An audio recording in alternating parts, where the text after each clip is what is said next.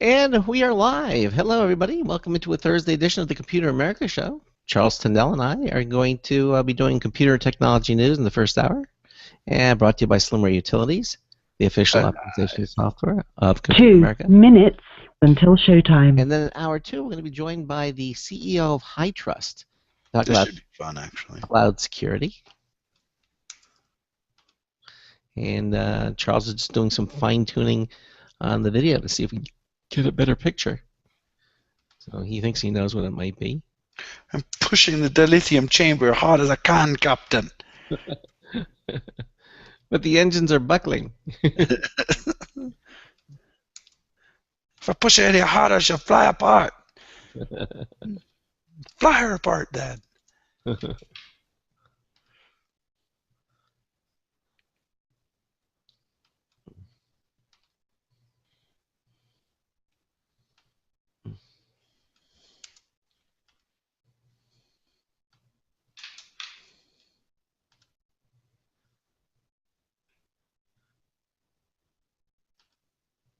1 minute until showtime. Okay. I'm decloaking in the chat room. Okay. No, nothing. Well, that was worth a try. All right. I was adjusting the quality of service. Mm-hmm. And, Didn't do anything. yeah. Oh, well. Oops.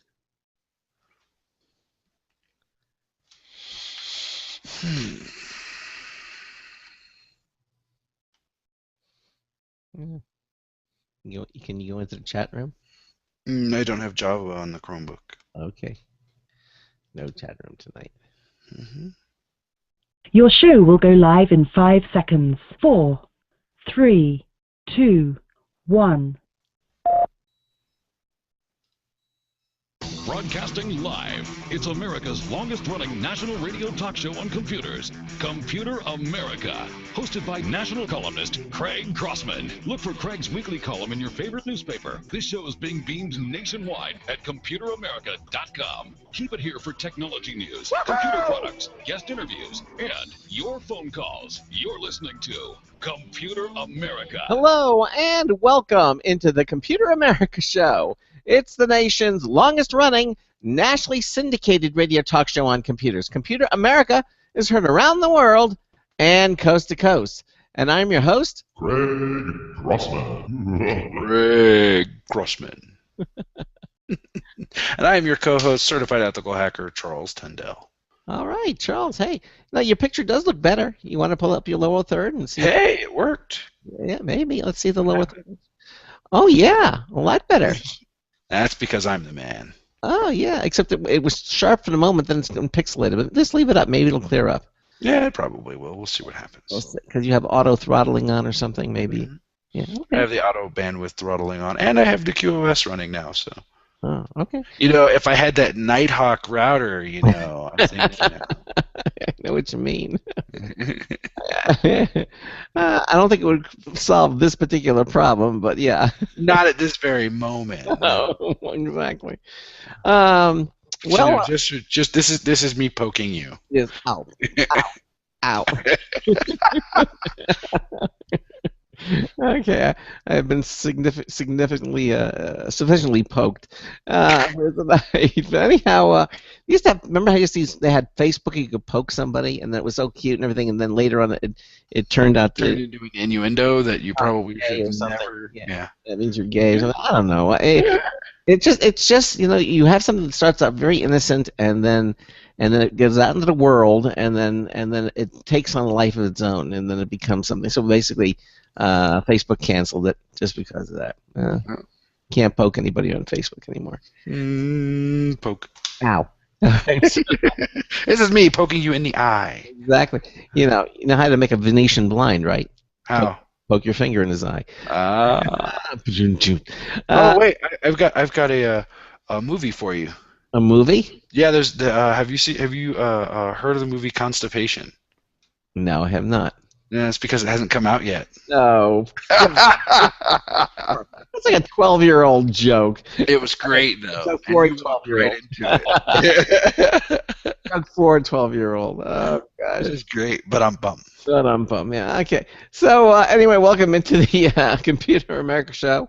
We'll try to, increase the level of sophistication here momentarily. Increase the level of sophistication? Yes. And what we're going to do tonight is a little different in the fact that we're going to start with computer and technology news because our guest will be here in the second hour. And there go the dogs. And your best friend for a new loving place for your long-term best friend, Brother Wolf.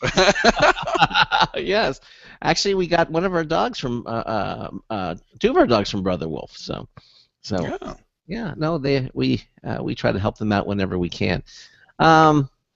So anyhow, yes, we're gonna do computer technology news in the first hour, and then in the second hour we're gonna have the CEO of HyTrust joining us. We're gonna be talking about. He's actually the president and founder of HyTrust. He's going to help us discuss the cloud and virtualization security.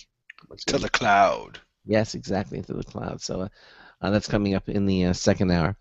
Of course, we should probably do a couple of things before we get started. We should also talk about our computer contest. Tomorrow is the last day of our Logitech contest. So if you don't get your entry in by Friday, tomorrow, midnight Eastern time, that's it, folks. You'll miss out on winning a chance to not one, not two, but three great prizes from Logitech. Oh, I was going to ask you. I've got an opportunity to. I have come into, due to a mistake, not necessarily a mistake, but because someone was very generous. Do you know who Zag is? Zagg? Don't they make those little papers for you roll up for cigarettes? Those are zigzags, but that'd be a little weird. But I have about 30 of their cases. That's an exaggeration. I've got about 7 of their cases, not counting the one that Dee is going to get and the one that I'm going to keep, for iPads, iPad Air, and a couple of iDevice ones that I think we should give away. All right. Well, are you going to be getting them? Okay. Well. Yeah, I'll get them. I will get them, and then we should definitely be like, hey, you guys want this? Yeah, we maybe do a little. We can have a little spring cleaning contest or something. Yeah. Actually, that would be perfect. All right. Well, maybe we'll do that. We'll do that when you get those. Let me know. Maybe we'll do a little spring cleaning contest. We'll send surprises out. Okay.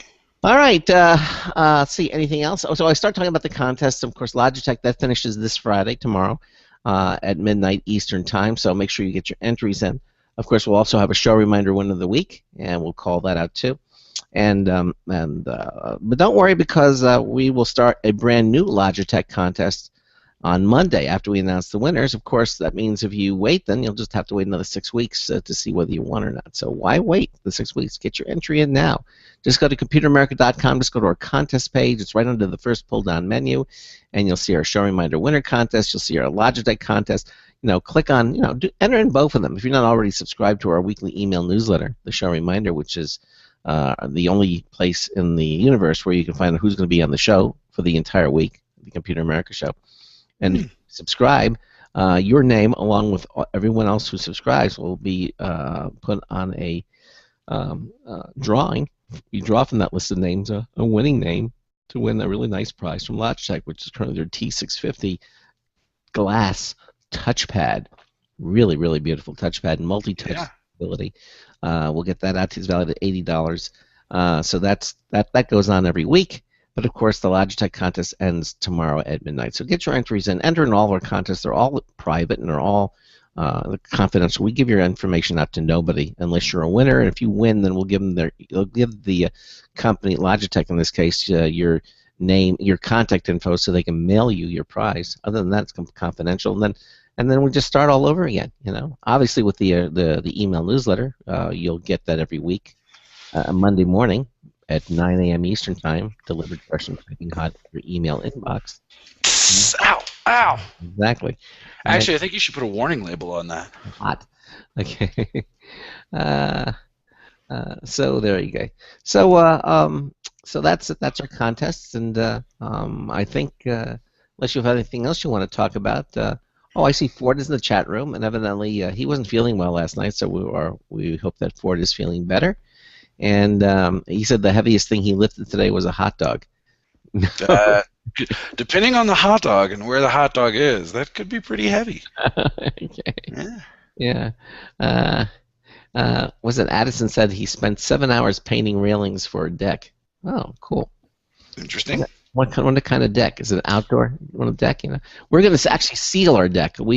Our deck needs sealing. So even though it's pressure treated wood, every few years you have to seal it. Otherwise, the wood starts to warp and all kinds of bad things happen to it. So you want to put some of that sealer on. So we're going to do that this next week. That's one of the many things that we're doing, getting our house spiffed up and everything. So okay. All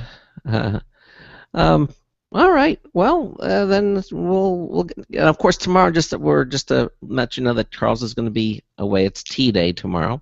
Yep. He's having all of his teeth pulled. I'm gonna come back. I'm gonna come back with a brand new smile. I'm thinking I'm gonna do like who's the guy from the Bond movie who had like the steel teeth? Oh that yeah. guy. Yeah, Jaws. Ting, ting. So, and then hopefully he'll be up to doing the show back again on Monday. So, all right. So, well, let's do some news then. All right. Let's do it. Tonight's computer and technology news is brought to you by Slimware Utilities, the official optimization software of Computer America. You can visit them at slimwareutilities.com to clean, speed up, and optimize your Windows system for free. Free. There it is, absolutely free. All the Slimware Utilities products are completely free. They don't have freemium. They don't upgrade them. You don't need to do that. They're fully functional and they work for when you get them, and there's no ending time. There's no trial time. It's just they're all free, and we encourage you to download all of them so you can clean and speed up and optimize your Windows system, and right till like it was brand new, even faster.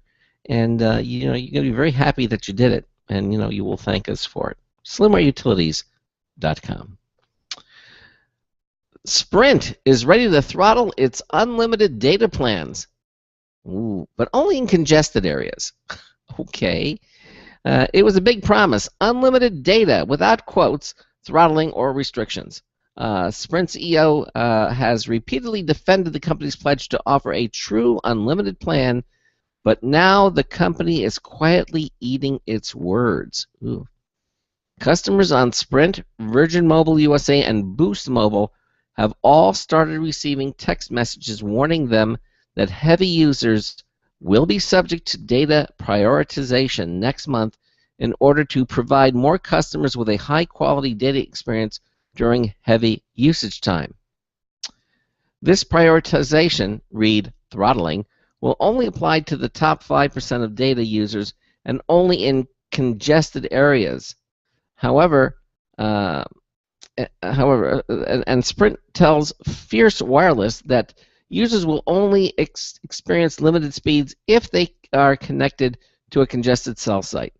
A small concession to your unlimited data plan and one without a defined data cap, but a small asterisk is still an asterisk. Okay, so that means there's a little provision.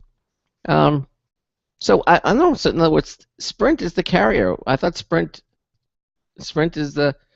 There's no one telling Sprint that, hey, we're going to throttle you back. I thought Sprint was the service, or is Sprint using some other service for their service? I don't know.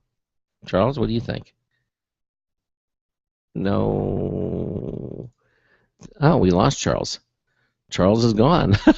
No wonder Charles was so quiet. Okay, well, we've lost Charles. And the show is off to a bang of a start. Well, what happened? Where we lost him? Well, hopefully we'll get him back shortly.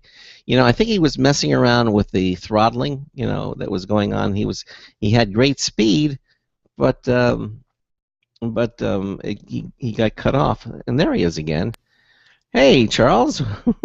That was undoubtedly the wrong button to push. Evidently, because I asked what your thoughts of it, and I wasn't looking at the video window, and there was like silence. I said, Charles? And I looked up at the window, and you were gone. I was trying to get back as fast as I could, but my thought on that is great. Yeah. Awesome. I have no idea what I just agreed to. Well, okay. Well, let me continue on with another story, and then you'll do the next one. This is from CNET. This is a little confusing at first. It says Yahoo is saying update your browser or be switched to basic email. Evidently, after June 5th, users running old browsers will have to use a version of Yahoo Mail that doesn't have spell check or chat. And they said today they told users of its email service that they'll need to use the more recent iteration of their browsers, or else they'll be automatically switched to a more bare-bones version of the service. Specifically, that means upgrading the two most recent versions of Firefox, Internet Explorer, Chrome, and Safari by the June the 5th. If users don't want to make the switch, well, why would I don't understand?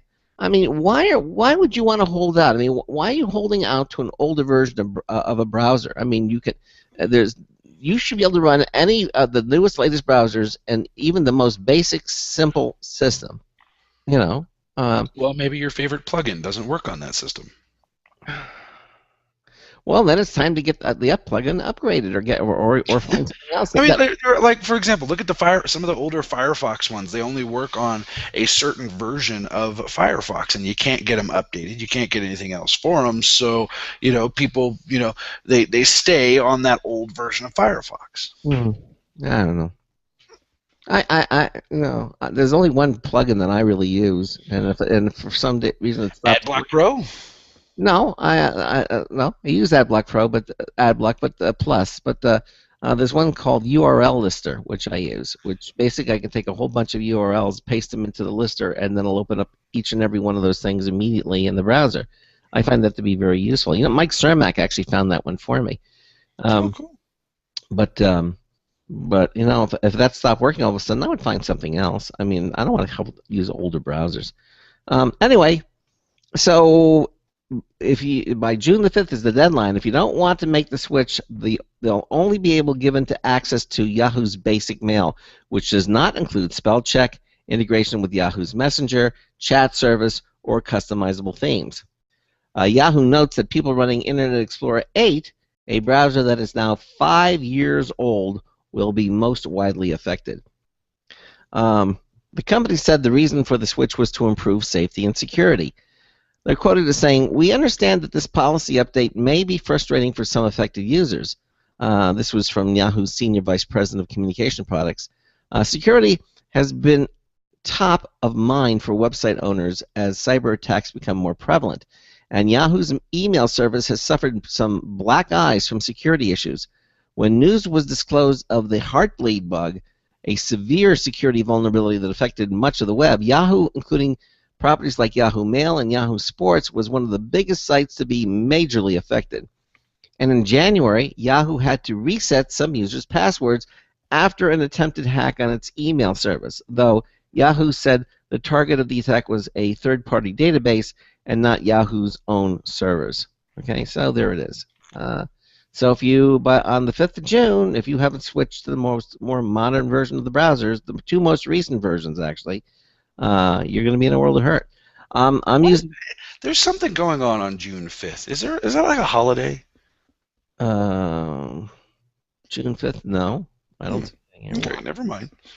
Well, I'm using Firefox 29. Okay, 29.0, which was just, and it was the next major thing. It was 28 point this, 28 that, and now it's 29, and I really like it. I mean, I do too. I like it. It's very slick. It has some really nice features, and I can't think of a reason why I would want to go back. And again, if the add-ons or plugins that I use don't work, well, then so be it. I'll find something else. It's not that difficult to do. So I'm not sure exactly why people resist.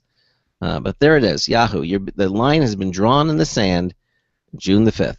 you better have the least two most recent versions of that browser. Speaking of Yahoo, do you have any contacts over there? Yahoo! I think I do. Yahoo! Yeah, I think we should get Marissa Meyer on the show. What do you think? You think we should do it? Maybe. I think we should do it. I think you should call her up and be like, I am Craig Crossman. You will be on my show. I'll get you, my pretty. And your little dog, too. Okay, well, it's your turn to do a story. Okay, did you already do the one about Sprint and the throttling thing? Yes. Uh-huh. Oh, fine. Okay, so from Engadget.com, and this is something that I just I really don't. I'm not comfortable with anyone being able to remotely dip into my pocket, but also found out something interesting today about Apple, but we'll talk about that one later. California's smartphone kill switch bill passes a second Senate vote. Perseverance pays off, it seems, just weeks after California's Senate shot down a bill that would require a remote kill switch feature on smartphones. The legislature has passed an amended version of the same would-be law. Senate critics dropped their opposition at blah, blah, blah, blah. Okay, try again. The legislature has passed an amended version of the same would-be law. Senate critics dropped their opposition after changes were made to both give companies more time to implement the technology and explicitly left tablets out of the regulation. Mm-hmm. Apple and Microsoft are also on side after initially objecting to the measures too. There is still no certainty that the kill switch will become official and let you disable a stolen phone from afar, but it's now a realistic possibility, much to the chagrin of big U.S. carriers. Okay. How would you feel about that if your carrier could just immediately dip into your pocket and dip into your cell phone and be like, "Oh, look, it's Craig Crossman's cell phone. Delete." Well, why would they delete? Well, I mean, think about it like this: the kill switch is designed for if you have if it's lost or it's a stolen phone, right? Right. We want to disable that phone. We want to make sure that it's not there. Mind you, this feature is already pretty much built into every single smartphone since the dawn of time, right? But now carriers want to have the ability to be able to do this. They want to be able to remote wipe your information. So you lose it, you get stolen, you make a phone call, they say, okay, we'll do that. All I can see mostly is this carrier getting a call from someone and being social engineered to the point where it's like, hey, check this out. I can totally now remotely wipe your device. How do you like me now? And that I mean, it like me calling up and saying, yes, I am Detective Tracy from the Detroit, Police Department. I'm calling in reference to one Craig Crossman. He's since passed away, and I need to have his phone deactivated. You're talking on your phone, you're setting up that big $1 million deal, and whoop, it's gone. Well, hopefully that won't happen. Well, I've got one more story that I want to go over because it's just something entertaining to me that most people don't realize you can do with your iDevices, or that Apple has the capability of doing. And I don't think I sent this one to you, so you're not going to be able to follow me. But this one from threatpost.com. Legal guidelines say Apple can extract data from locked iOS devices. If law enforcement gets a hold of your locked iPhone and has some interest in its contents, Apple can pull all kinds of content from the device, including texts, contacts, photos, and videos, call history, and audio recordings. The company said in a new document that provides guidance for law enforcement agencies on the kinds of information Apple can provide and what methods can be used to obtain it, that if served with a search warrant, officials will help law enforcement agents extract specific application-specific data from a locked iOS device. Mm-hmm. However, that data appears to be limited to information related to Apple apps such as iMessage, the contacts, and the camera. Email contents and calendar data can't be extracted, the company said in the guidelines. Upon receipt of a valid search warrant, Apple can extract certain categories of active data from passcode-locked iOS devices, specifically the user-generated active files on an iOS device that are contained in Apple's native apps and for which the data is not encrypted using the passcode. User-generated active files can be extracted and provided to law enforcement on external media. Apple can perform this, and this is the fun part, Apple can perform this data extraction process on iOS devices running iOS 4 or more recent versions of iOS. Please note, only categories of user-generated active files can be provided to law enforcement pursuant to a valid search warrant. These types of files are SMS, photos, videos, contacts, audio recordings, and call history. Apple cannot provide email, calendar entries, or any third-party app data, the Apple guideline says. Interestingly, Apple said that its technicians can only extract data from a locked iOS device at the company's headquarters in Cupertino, California, and law enforcement officials need to provide their own removable media in order to store the extracted data. The new Apple guidelines provide a clear picture of the kinds of information that the company is capable and willing to provide to law enforcement in response to search warrants, subpoenas, and other legal demands. In addition to data from locked iOS devices, the company also will provide, under specific circumstances, email logs and content, subscriber information, and other data that customers have backed up to iCloud. However, Apple said that because of the way that its Find My iPhone feature works, the company cannot provide historical location data for a given device or turn on that feature remotely. It also says that Apple doesn't have GPS data for iOS devices. Now rewind. Do you remember when Apple was tracking all of your motions? Do you remember that? I remember that. Location information for a device located through Find My iPhone feature is customer-facing, and Apple does not have records of maps or email alerts provided through the service. Find My iPhone connection logs may be available and can be obtained with a subpoena or greater legal process.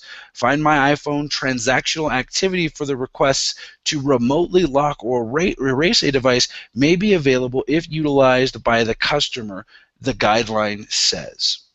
So basically, this means the passcode on your iDevice means little to nothing. That sucks. And even scarier, it means that Apple can do all of this remotely. So, you know, if you were worried at any point in time about your privacy on an iDevice, you should be even more so worried now. And hey, look at the video. Check that out. Well, Look. yes, you're much sharper now. I know. I'm sharp that way. Yeah. Oh, exactly. It did clean itself up. Well, you know, I guess we'll just have to wait and see. I honestly think it's a scary notion that they're going to be able to remotely connect to my device and do whatever they want. Yeah. Well, that means I'm going to start using third-party apps that they can't touch. Yeah. Well, speaking of iOS, evidently, according to The Verge, United Airlines iOS update lets passengers watch TV and movies directly through its app. You know, look, because airlines basically are warming up the tablets as an alternative to the traditional seat-mounted screens. After an update to its iOS app today, United Airlines allows users to watch in-flight entertainment from an iPhone or iPad. That's cool. A feature it first promised in February. While there aren't many new details, a previous press release promised around 150 movies and 200 TV shows, roughly the same number listed for its seat-back entertainment systems. Content is delivered over the Wi-Fi network, but it doesn't look like you'll need to pay in order to get access. Really.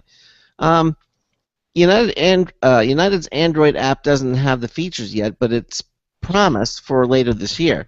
If you don't have an iOS device, it's also possible to watch on a laptop, either directly through the browser or with the help of a plugin, which theoretically means even Android users could get access to some content. For now, though, only passengers on some planes will be able to use the system.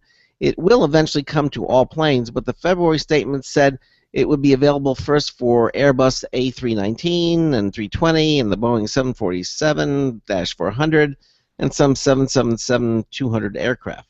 Lufthansa and Virgin Australia already offer similar programs for tablets, and Hawaiian Airlines outright offers passengers an iPad mini on some flights, albeit AKA free, okay?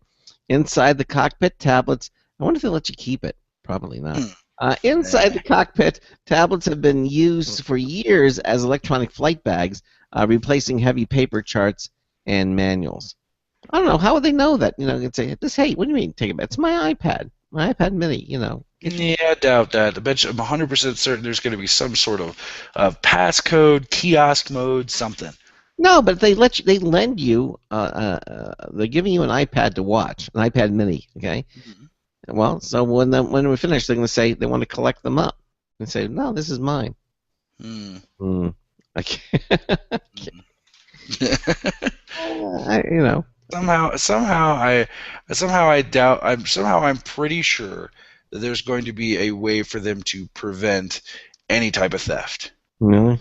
Yeah, pretty sure. Okay. Hey, we got some interesting stories coming up. We're at the bottom of the hour here. From TechCrunch has got they have they show off this company shows off its molecular food scanner. That's one of the shows coming up, and Uber and Google are just getting started. Right? Uber? An update to its Maps app. Okay, we'll talk about that. Have you ever used Uber? Do you know what Uber is? Yeah, but the point is, I like Viber better. You ever used Viber? Never used Viber. Okay. Belkin's got a new $99 thin type keyboard case for an iPad Air. This looks really slick. We'll be talking about that and more. And let's see what else. That looks kind of cool. PBS gives parents an app to monitor children's screen time. Ooh, okay. You want to get? And of course, Bitcoin is the news. Here we go. Yeah, Bitcoin is ripe for fraud and Ponzi schemes, warns the Securities and Exchange Commission. Those stories and more are coming up in the second half of our first hour here on the Computer America Show. HyTrust is going to be joining us in hour 2. Stay with us for more Computer America. Hey everyone, have you heard about the No hair removal device that's sweeping the globe? If you want to go weeks without shaving and get smooth, professional quality results, here's our favorite host, Cheryl, for No hair removal. Thanks. Hey gals, I love talking about my No. It's this cute little hair removal system that you can take with you and use almost anywhere at home or on the road. No more expensive in-office treatments, painful waxing, and no more wasting your valuable time. Got unwanted facial hair? No has patented thermocon technology that works on all hair and skin colors, so it's perfect for using on all body parts. And now you can take advantage of this incredible risk-free trial. Get the No, the facial kit, a travel case, and a $100 discount shopping card, and you don't risk a penny to try it. Try the incredible No hair completely risk-free. Call 1-800-953-5415. That's 800-953-5415. 800-953-5415. Looking for a best friend? Brother Wolf Animal Rescue has your best friend waiting just for you. The mission is to protect and enhance the lives of companion animals and the people who love them. Their no-kill rescue shelter is open year-round, making it easy for people to adopt their best new friend. This year, Brother Wolf will find homes for over 2,400 orphan dogs, puppies, cats, and kittens. All have ended up as an orphan through no fault of their own. Brother Wolf has created a safe, nurturing environment where these special animals can heal emotionally and physically until they find a lifelong home. Their life-saving transport program brings dogs and puppies from overcrowded shelters in the south to rescues in the north where homes are easier to find. Brother Wolf Animal Rescue is a 501c3 organization. To learn more about their life-saving work and to make a donation, visit their website at www.bwar.org. That's www.bwar.org. Help to realize Brother Wolf's vision when no animal is euthanized for lack of a home. Who's a good boy? Hello there, this is your London Minute. Voice memo. The clock's ticking. You've got 72 hours. Welcome to Crypto Locker. 8-month-old, no messing ransomware. Malware expert Joshua Cannell from Malware Bytes was explaining to me that CryptoLocker gets in your computer via a genuine-looking, enticing-looking email attachment. The crooks like using the trick of the double extension attachment, like PDF.exe. To the trained eye, seeing exe would ring alarm bells. To the untrained eye, it would look like an important PDF file to read. If the infected file is opened, certain files are encrypted, very often Office Suite files. Only access to a public key together with a private key will open them. CryptoLocker leaves a calling card, a countdown clock on the desktop. System restore may help out. Cloud backups are another potential lifesaver. Failing that, there's 4 days to decide whether to reward crime and pay up. They want $100, sometimes $300. After 4 days, the private key is casually deleted, ending hope.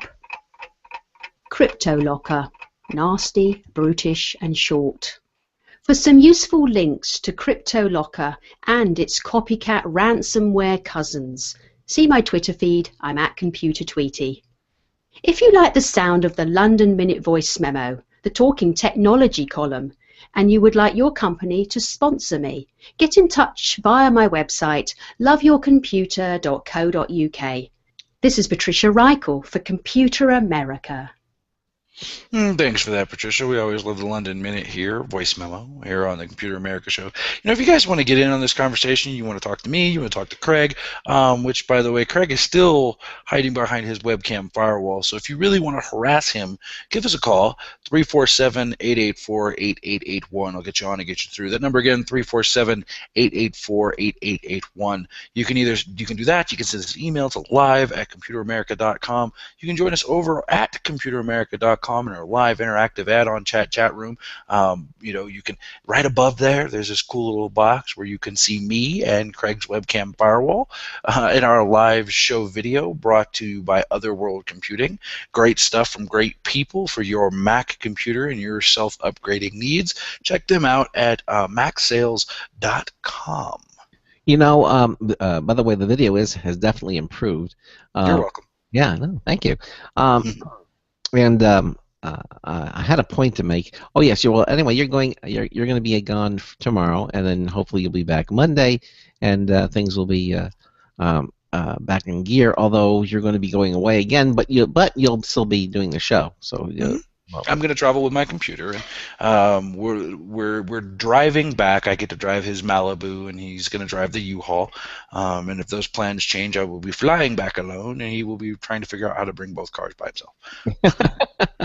Well, he could have one foot on one car and one foot on the other. I don't think so. Do it all Fast and Furious style, or he could use the app. The Vallejo app, and have it follow him. Yeah, the self-driving car. Or he could just tow it. We're into the second half hour of the Computer America Show. Coming up in the next hour, HyTrust is going to be joining as the company's president and founder, talking about cloud security. I'll get some interesting things to discuss with him. But right now, we're doing computer technology news, brought to you by Slimware Utilities, the official optimization software of Computer America. And I just finished doing the airline story, right? So, well, because that LM was an interesting story. There's a new variant to the CryptoLocker funness that we're having. All right, what is that? This one from the AndroidAuthority.com. Pay a $300 fine, or else your Android phone will be locked. Ooh. Yeah. Let's see. ARS Technica alerts us to research that has uncovered Android-based malware that disables infected handsets until the users pay a cash payment for their viewing of illegal pornography. The malware is automatically downloaded when people visit certain pornography sites using an Android phone. The sites then claim that the APK installs a video player used for premium access. To be infected, a user must change the Android settings to allow out-of-market apps and then manually install the APK.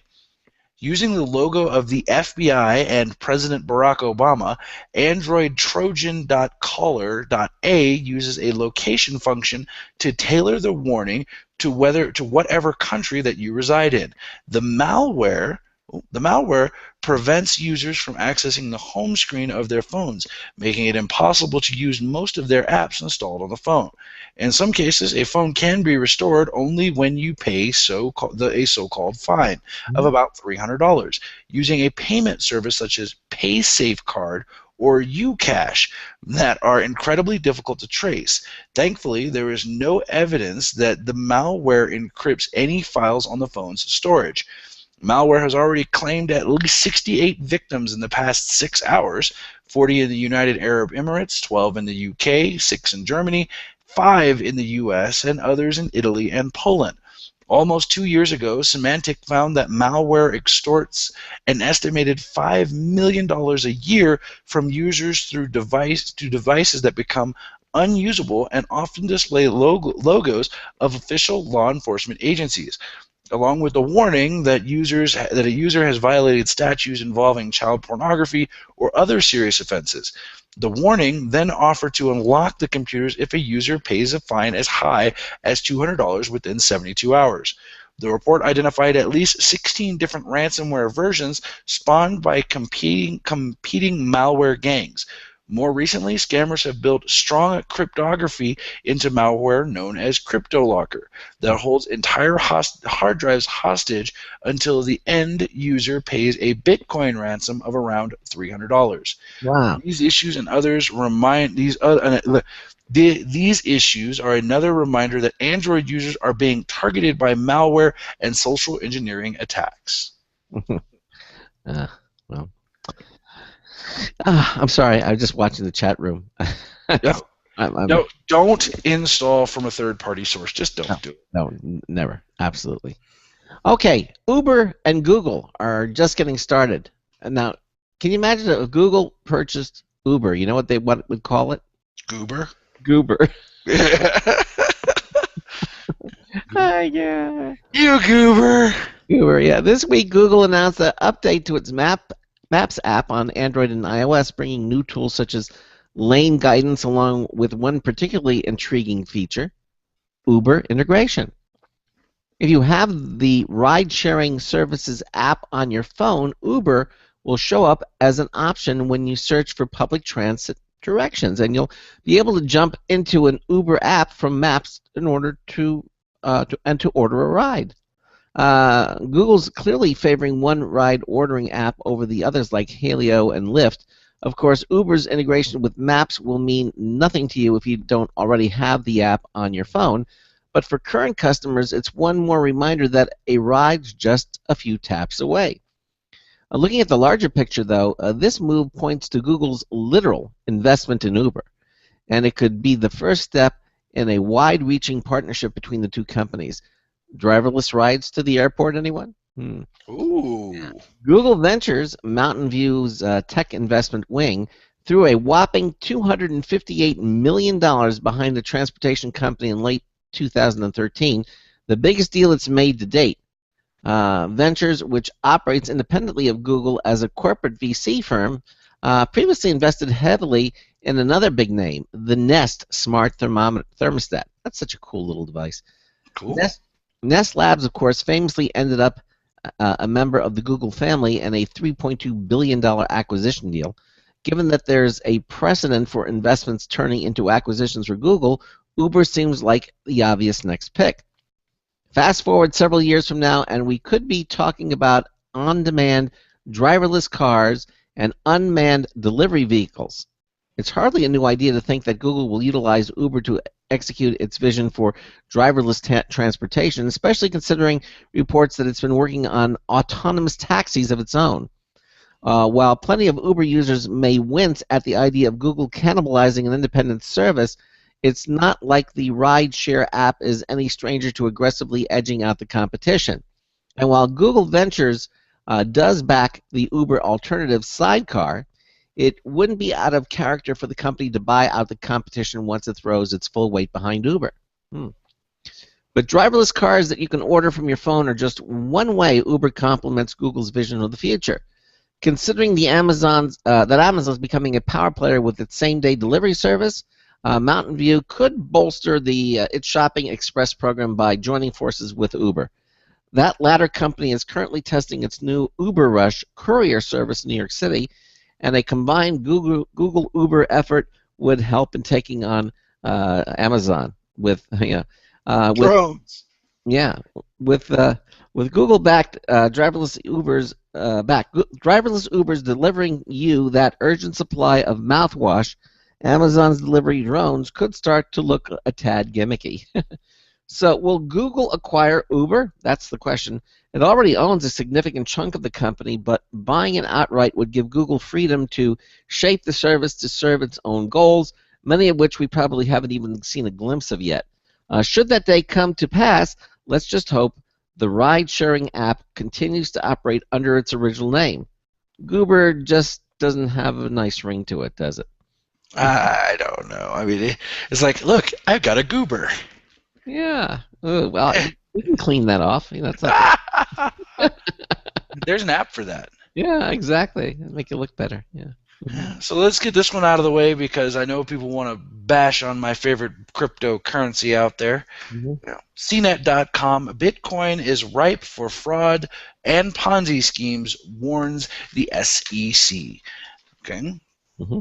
The U.S. Securities and Exchange Commission issued an advisory Wednesday that warned investors to be wary of Bitcoin or other virtual currency-related investments. While not advising investors to avoid Bitcoin altogether, the financial regulator did caution investors by saying the cryptocurrency is uninsured, unregulated, and volatile. But the SEC's chief concern was the risk of fraud. A new product, technology, or innovation such as Bitcoin has the potential to give the rise to both fraud and high-risk investment opportunities, the agency notice says. Potential investors can be easily enticed with the promise of high returns in a new investment space and also be less skeptical when assessing something novel, new, and cutting edge. The government agency also pointed to another investor alert, PDF, that it issued, which outlines the risk of Bitcoin in the context of Ponzi schemes. The SEC said that Ponzi scheme organizers often use the newest tech innovations for their scams. Innovations and new technologies are often used by fraudsters to perpetrate fraudulent investment schemes, the agency said. Additionally, the SEC said that investors who were able to cash in when Bitcoin markets was soaring are now more susceptible to being taken advantage of because of their unexpected increase in wealth. They are attractive targets for fraudsters and promoters of high-risk investment opportunities, the SEC said. It's been a wild ride for Bitcoin over the past couple of years. The virtual currency has become more accepted and grown exponentially. It went from $2 per coin in 2011 to roughly $1,000 per coin last fall. What's more, cryptocurrency ATMs have begun to pop up. Some casinos have said that they'd accept digital currency payments. Yelp started listing businesses that accept Bitcoin, and even eBay has begun allowing for limited sales of Bitcoin on its US and UK sites. Yet, the virtual currency has hit some rough patches. Besides coming up against hurdles from the US, Japanese, and other regulators, the prominent Tokyo-based Bitcoin exchange, Great Mt. Gox, filed for bankruptcy earlier this year. The demise of the exchange came because hackers stole nearly $500 million in Bitcoins through a weakness in the company's system. Bitcoin bank Flexcoin has also had to shut down after being hacked. Oh. Despite the SEC's concerns in digital currency, still has banking from several U.S. government officials. U.S. Republican Representative Jared Polis. He's from Colorado. I need to go get this guy. Yeah. He's publicly said that the dollar bills are equally as valuable, but vulnerable to instability, illicit activity, and forgery as Bitcoin. Yeah. The congressman also noted that the dollar has been used extensively in drug trafficking and money laundering, not to mention tax fraud. And I need to get this guy's information and share this with my friend. Have you look at the new currency today? I mean, given It's fake. 10, 15, 20. I mean, you look at it, and of course, it's like pink. It's got some really, and it's got all these new. I mean, they usually start with the $100 bill, and then you see it filter down, to the other ones. But the $100 bill now, I mean, it has technology in there because with the advent of copiers and that do so many things. Obviously, copying machines, I think, have built into them now. If you try to copy currency, they just won't work. It just won't do it. But there are people out there, who will find ways around that, trying to, So they're making the new currency that much more difficult to duplicate. Yeah, but when was the last time you actually dealt in cash? I do from time to time. I have cash. I mean, I use it. I still like it. I like the feel of it, and I like to use it. And the new bills they're kind of cool looking. I think they got the little stripe on it, and all the different holograms, and they're kind of pretty to look at. I kind of like them. But that doesn't necessarily. But right now, I don't know. For the most part, I'll use. I have a debit card that I'll use as well. For personal use and for business use. I like. Is that the blue? Is that the blue card? I have a blue. Well, actually, one of my cards is blue, and the other one is silver. Okay, good. Just making sure I was checking on the right card. I still use cash. I mean, there are places where it's just not convenient to use a card, so I like cash. I still use it. I try to avoid cash at all costs. At all costs. Mm-hmm. There's a pun intended there. Yeah. Yeah. Well, you've seen the new bills, right? You don't like them? Actually, I love them. I mean, it sounds really funny, but I try to collect them whenever I get a chance. Yeah. Because they're gorgeous. I mean, it's really a pretty thing. I mean, it's got 3D holograms and all this other crazy stuff on it. It's pretty cool. It is very cool looking. I mean, the technology that goes into the development of something like that is just absolutely amazing. To prevent duplication. I think it's just very, very cool. All right, so I know you have an iPad Air. Mm-hmm. I know you have a keyboard for it, and I don't know if it's a Logitech one, but It is. It's still a Logitech one. Well, Belkin's got a new one out for your iPad Air. It's called the Code. I guess it's with a Q. Hello? The Code. It's a thin type keyboard case. It's a keyboard and a case for the iPad Air. Originally, this was announced back in October after Apple announced the iPad Air. Belkin today let us know that its new Code thin type keyboard for the iPad Air is now available to purchase worldwide. Tipping the scales at just over 12 ounces. 12 ounces? Yeah. The thin type is lighter than the iPad Air itself and provides a productive laptop type like typing experience and screen protection in a svelte package. The Code thin type features Belkin's exclusive TrueType technology with well-spaced responsive keys for faster, more accurate typing. It also has a new smart sensing technology that automatically turns the keyboard on or off when opened or closed. I like that, helping to make active battery life an impressive 79 hours for this thing. The case acts as a screen cover when not at use, packs in Belkin's usual high-quality Bluetooth keyboard and TrueType keys, and also includes secure hold magnets to attach to the iPad. The case measures in at less than 4 millimeters thin, will automatically shut off when not in use, and will last around 79 hours in a single charge, according to the company. The new Code thin type keyboard is now available for $99.99. That's $99.99, or just under $100, directly from Belkin, in an anodized aluminum color to match the iPad Air, with either white or dark gray keys. So there it is. It's available now. There's a couple of them out there that are pretty interesting. Yeah. Would you get? Yeah. Are you happy with the Logitech one that you're using now? I am when I do use it. I mean, it adds a whole nother iPad to the weight of my iPad Air, Yeah. so I don't use it as often as I used to. But when I do use it, I do enjoy it. Yeah. Cool. Well, do you think you might try looking at this one? Maybe. I mean, I've got a bunch of cases. Why did it take them so long to come out with this, though? I mean, they announced this thing right after the iPad Air, and only now they finally release it. I'm thinking it's got to be something, something to do with they've been waiting for the right features. They've been trying to get a real big deal is the smart case where it wakes and puts the iPad to sleep. So. Okay. All right. Well, we have time for maybe one more story. You want me to do it? Yeah. I just did this one. Are you sure? Yeah. Okay, so then let's talk about. You remember Heartbleed? Yes, of course. How can you forget that? Yeah. So TheVerge.com, more than 300,000 servers are still vulnerable to Heartbleed. Yeah. 1 month after the critical Heartbleed vulnerability was first revealed, there are still more than 300,000 servers vulnerable to the bug, according to the security researcher Robert David Graham. He's a serial killer because he has 3 names. Graham arrived at the number through a global internet scan, which found a full 1.5 million servers that still support the Heartbleed feature of OpenSSL that allowed the bug. Yeah, the heartbeat feature. Exactly. Heartbeat. There you go. Okay. And exactly 318,239 systems are still vulnerable. The number counts only confirmed cases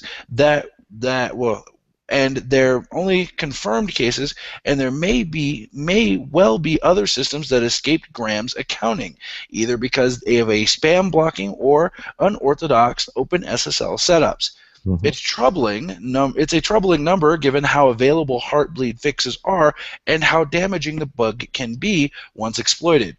Now that the bug has been revealed, it's also fairly simple to attack. A fairly simple attack to carry out. Major services like Google patch their servers almost immediately, but this scan suggests that bad actors could still do plenty of damage against smaller and less technically adept services. Once a vulnerable server is located, an attacker could use Heartbleed to steal private keys, eavesdrop on passwords in transit, or hijack a session entirely. So, what's your bent on this? You say, in other words, it's still an issue. Well, it's small. Okay, first of all, there being 300,000 servers that are still affected to this, that's a minute amount in retrospect to the number of servers online right now. Mm-hmm. Think about that. The number of websites that are out there. There are billions out there. There are several, hundreds of millions and things of that nature. And there are servers that aren't necessarily servers that are proposing as them, and so on and so forth. I think those small 300,000 that are still out there, they're going to be on sites that not necessarily are going to turn into a threat, a major threat to anyone. I think they're going to be something small. Really? It's going to take time, but they'll get it done. Okay. Well, so you think it's going to fade into oblivion?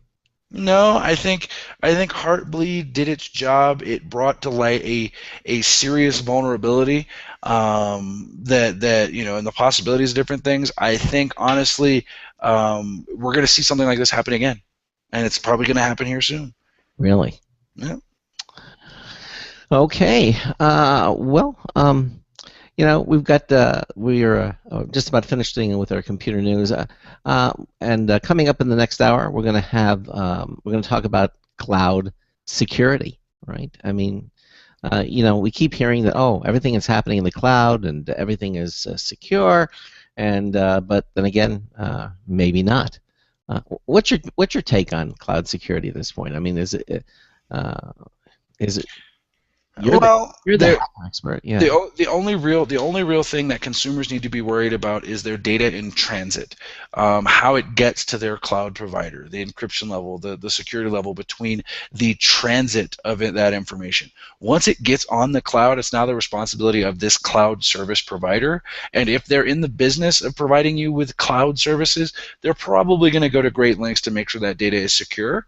And it's not really likely that I don't think we've heard of any cloud providers getting breached, like cloud providers getting breached and having the contents of their data their customers' data spilled out everywhere. So I think cloud, it's ready for more implementation and people doing more things. And we're heavy cloud. We're a Google Apps company, and we rely extremely heavily on Google. And every once in a great while, and once many moons, Google has a flake or something that prevents us from getting into one of our less than critical systems, and we cry about it for a little bit. Yeah. A flake? A flake. A flake? Uh, is that a high resolution flake or a low resolution flake? It's a 4K flake. It's a 4K flake. Okay. Okay. All right. Well, let's just quickly tell you a little bit about what's about our Computer America contest. Again, we're going to shut it down after tomorrow at midnight Eastern Time. Our Logitech contest that we have running. Our Logitech contest runs 6 weeks, and then we shut it down, and then over the weekend we draw 3 winning names. And I just want to mention again what those prizes are. The third place prize is the Logitech HD Webcam C310, valued at $50. The second place prize is the Logitech G400S gaming mouse, valued at $60. And the grand prize is the Logitech UE600 noise isolating earphones, valued at $120. These are really beautiful earbuds. They're really nice. And all you have to do is send an email that has your full name, shipping address, and phone number to contest@computeramerica.com. Contest@computeramerica.com.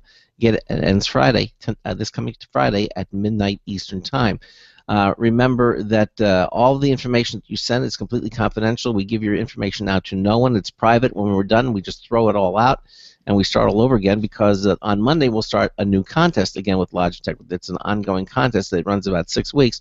That means you're going to have to wait 6 more weeks again, before whether you find out you win or not. So just take a moment, enter in the Logitech contest, and if you haven't entered in our Show Reminder winner contest, enter in that as well, because tomorrow night we're going to announce the Show Reminder winner of the week, and they get a really nice prize. That's the T650 rechargeable glass touchpad from Logitech as well. Beautiful touchpad.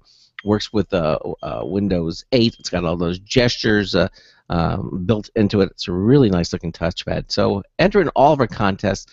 You'll have a lot of fun doing it, and who knows, you might win something really nice. That's all coming up. Okay. Charles would enter, but he doesn't qualify. He's my co-host, so he can't enter. I do the Laszlo thing, and somehow that was not right. Yeah. No. All right. Well, coming up again, Eric Chu, president and founder of HyTrust, is going to be joining us to discuss a more in-depth discussion around cloud and virtualization security when we come back. This is the Computer America Show on the Blog Talk Radio Network, on the Boost Radio Network, and the IRN Radio Network. We're going to be right back. Stay with us. Broadcasting live, it's the only national radio talk show on computers to air every weeknight. Computer America, hosted by national columnist Craig Crossman. The first hour's behind us, but there's still more of tech news, tech talk, and your phone calls. We're being beamed nationwide at ComputerAmerica.com. You got computer problems? Bring them on. You're listening to Computer America. Computers run the world, and we run computers. Call us or send us an email to live@computeramerica.com. Hello and welcome into Hour 2 of the nation's longest-running, nationally syndicated radio talk show on computers. This is the Computer America Show, and I'm your host, the great and powerful Craig Crossman. I'm more powerful than that because I am the Admiral William Adama of the Battlestar Galactica. Also known as Charles Tindall. Also known as Charles Tindall, yes. Yeah, certified ethical hacker extraordinaire. And so glad to have him back with us, although he'll be blinking out tomorrow night for the weekend, but then we'll be back with us on Monday, assuming everything goes well, which I'm sure it will. I don't see why it wouldn't. I don't see why I wouldn't either. Okay, so I'm glad that you're with us tonight because we have an interesting topic what we're going to be talking about, and that is the cloud. And joining us in this discussion, well, first of all, let me kind of just say that we find ourselves doing more and more stuff in the cloud these days. I mean, you use the cloud a lot, don't you, Charles? I do. I'm a big cloud fan. Yeah, exactly. Cloud fan. There you go. Cloud fan. And well, Eric Chu, who is the president and founder of HyTrust, is on the show tonight to discuss what HyTrust does and to have a more in-depth discussion about cloud and virtualization security. Eric, welcome to Computer America. How are you? Great. Hey, thanks for having us, Craig. Oh, our pleasure. Glad you could be here. Just give us a little bit of overview. And we all know, I would think for the most, what the cloud is, but tell us a little bit of HyTrust and what HyTrust and what you do and why you created something. Why you created HyTrust as well. Yeah. So HyTrust is a company based in Silicon Valley. We're really the leaders around securing virtualization, which I bet we'll go into more depth on the show, as well as cloud computing in terms of securing those environments. And why that's important is virtualization and cloud have huge cost benefits and huge efficiency and agility gains for companies, let alone people. And by enabling secure cloud computing, you can enable those organizations to move to the cloud much faster. Just some other data points on the company. We're the only company, at least that I know of, that have Intel, Cisco, and VMware as investors in the company, as well as In-Q-Tel, which is the funding arm for the intelligence community. So we're very strategic to some of the biggest players in virtualization and cloud computing, and that is great credibility from the standpoint of the type of partners as well as customers that we have. And we're also partnered with all the biggest players, from VMware and VCE to Intel, as well as our product is sold by companies like Symantec, McAfee, and CA. Computer Associates. Yeah. So I'm interested with Intel. Now, how did that come about? Yeah, so Intel is both a partner and investor. The relationship started off as a partnership, and Intel is very much a big player in cloud adoption. And the reason why is, as you can imagine, their processors are used in almost every large-scale virtualization environment, as well as every public cloud provider. Mm-hmm. So enabling faster cloud adoption means greater adoption of Intel's most modern chips. The other thing is Intel, in terms of how the relationship started, Intel has been building security features and capabilities into its core processors, right? Things like enabling you to measure what's called the root of trust of that virtualization environment, all the way down to the hardware, to make sure that no compromise or attack has been put in those software as well as hardware systems. And also, Intel has built in the ability to do things like encryption much faster. So you're saying, key to leveraging those technologies. So you're saying that we're dealing with right in the chip itself. Intel is doing things right in the chip itself. Oh yeah. Okay. So more and more, as you can imagine, the chip is very much being used to not only accelerate computing functions so that things run faster, everything from your laptops, right, your tablets, but also servers. But on top, there are greater features and functionality that players like Intel are looking to build into their system. And security is the #1 inhibitor to cloud adoption today. So by enabling greater root of trust of those systems, by enabling faster and easier encryption, right? Because the processor is doing that work versus the software. Intel can enable security to be not only better, but more efficient in these environments as well.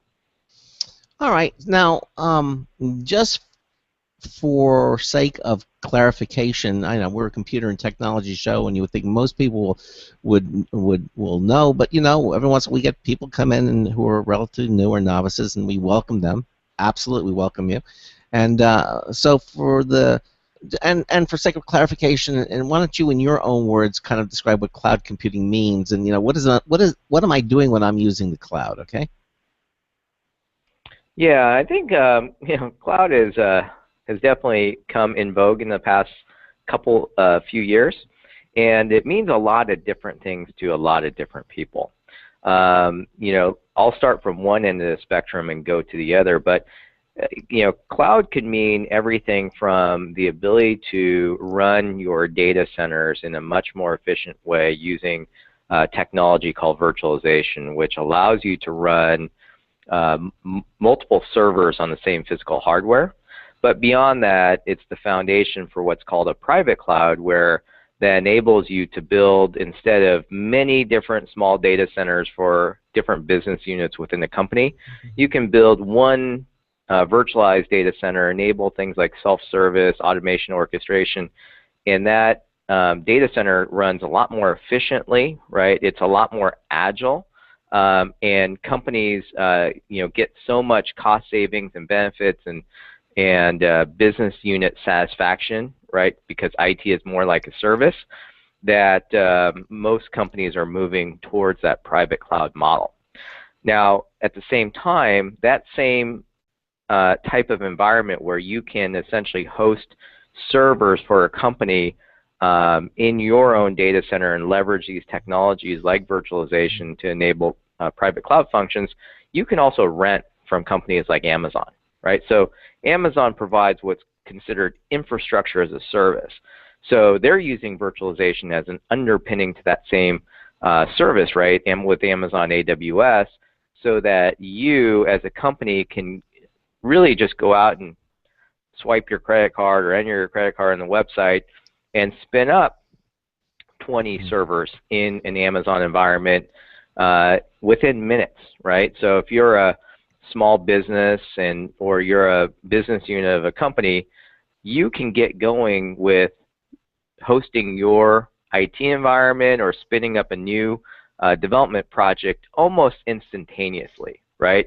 So that's considered infrastructure as a service, where that same environment is not running in your data center, it's running in Amazon's data center or Microsoft's data center, depending on which provider you use. Then you could go all the way to software as a service, right? Where instead of installing and managing software systems like, I'll name a few, like a traditional Siebel systems for Salesforce, management and customer relationship management, right? Those typically were very large-scale projects. They cost companies millions of dollars to implement, right? Let alone the maintenance of those systems, over many years. So now, instead of installing and deploying and managing software, these companies like Salesforce.com are hosting the same functionality, but on software systems in their own environment, where you access them over the web, right? You essentially when you say you, software. When you say you mean the consumer? Typically, it's the company, but SaaS also works for consumers too. So, for example, a very common SaaS type of service is something like photo sharing, or storage, right? That's on the web, that you can store your data, right? Dropbox is a great example of a SaaS service. So SaaS is very much adopted not only by companies but by consumers, right? And there are a lot of functions that consumers and businesses use that they essentially rely on somebody's web-hosted service in the quote-unquote cloud. All right. All right. Now, of course, I would think that the hacker in Charles would come up to us, because you're saying a lot of things. How safe? I mean, I would think. Well, wait. The cloud computing, as you said, it's really kind of come into its own, and there are really those different kinds of companies. There's infrastructure as a service, there's software as a service, and all of these guys. What really happened in the development of all of these cloud solutions was these companies that had these huge, robust infrastructures that weren't tapping into them even in the slightest. They were secure because they were storing their own data on it, and they were worried about that. They transitioned to now allowing external people to be able to use it for storage purposes and so on and so forth. So the storage solutions have been vetted. It's the transmission and the transportation of the data that people still have as unsure. It's really, me getting my data onto your server, how does that happen? It's no longer me just walking over and plugging in with a USB. I have to transfer that data, around or through the internet and so on and so forth. That's what's got people scared. And in many cases, the security mechanisms they're sound. They've been in use for many, many years. They have the right designs in place, but it's not really anything to be afraid of right now. Eric, do you agree? Oh, I wasn't sure who that was. That's Charles Tindall, hi. That's Charles Tindall, my hey, co-host. Charles. Yes, exactly. Yeah. I'm the quiet one that no one ever talks about. You could look at cloud in two ways from a security perspective, and then there's, of course, depending on the specific situation, right? There is more of a reality versus an opinion, and one perspective of security is that cloud can be more secure, right? And that opinion could come from the standpoint that, a lot of companies, especially small and medium-sized businesses, don't have a lot of resources around IT, and they don't necessarily have the experience and the knowledge to focus on areas like security and make sure that their systems not only run well and are well maintained, but also are secure. So, if they trust in somebody whose entire job that is to host that application. For example, a company with 20 people trying to run their own mail server versus using a mail hosting company, right? That mail hosting company knows how to host mail and how to keep mail up and running much better. So yes, in a lot of ways, that's a better way for that small company to spend their time than to have IT resources dedicated to that, right? And at the same time, if you take a very large organization, or just you and me, the mere fact that I'm actually putting data in somebody else's data center environment, right? On top of a lot of these technologies are fairly new. Virtualization being used in the data centers within companies has only been in the past, roughly 8 to 9 years. And it's very different than mature technologies like Windows or networking systems, etc., that have been around for a lot longer. But that on top of putting your data in somebody else's environment versus having the data within your own data center under your own control so that you can determine the security mechanisms that need to be in place on your own data, you're essentially entrusting in some other service provider to secure your data. So you better vet that service provider really well, right? You have a set of requirements not only to make sure that your data is secure, but to ensure that you can meet compliance, to make sure that you can have certain SLAs are met. Those are the requirements that that cloud service provider now needs to be able to meet to make sure that your data is adequately secure. And there's probably a couple ways of looking at how data can be accessed, right? One is, typically by the cloud service provider in managing that environment. Technically, they can actually view and get to your data. Your own employees, your own administrators that are managing that cloud service system, right, that is being exposed to you, Well, they can also manage your data, right? And you better make sure that everything they're doing is secure as well. The other aspect is if you've taken a look at all the most recent breaches that have happened, everything from Edward Snowden to Target, right, to companies like Adobe having all their source code stolen, the new attack vector today is from the inside. That's an interesting point, right? Everybody, if you say that statement, the attack is coming from the inside, everybody thinks it's some bad employee that's trying to, rob and steal all the data. That's not the case in a lot of these situations. What's happening is that outside attackers are very sophisticated and they're well funded, and they're using things like social engineering where they're figuring out your interests on Facebook, and they're sending you targeted emails, or they install some sort of malware on your computer, and their goal is to steal the credentials of the company you work for. Right? The compromise at Target was that they stole the network credentials for Target from their heating and cooling vendor. And so once they steal those credentials and they're on the inside, they can steal anything. Most companies don't have the right level of security and monitoring, right, and the ability to secure data and systems from the inside to detect when a bad guy's on their network versus a good guy. Well, it's mostly because they're just not looking for the inside threat. Yeah, most companies don't look for the inside threat. Their excuse is always, I trust my own guys. And they right? shouldn't. Or they shouldn't. Wait! No. What do we used to? There was two sayings we had when I was in the Army. In God we trust, everyone else we monitor. Or pay cash. Right.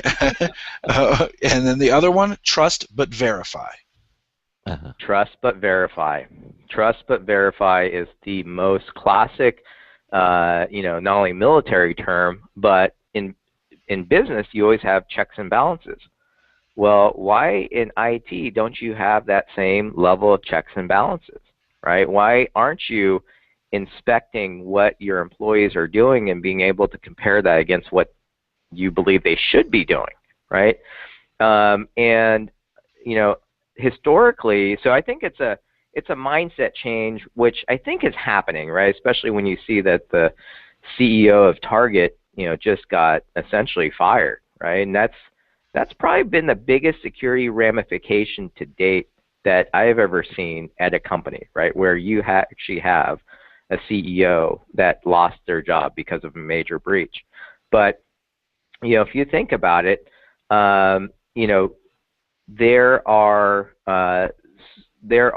there's so much data that companies have on their customers, things like intellectual property, right?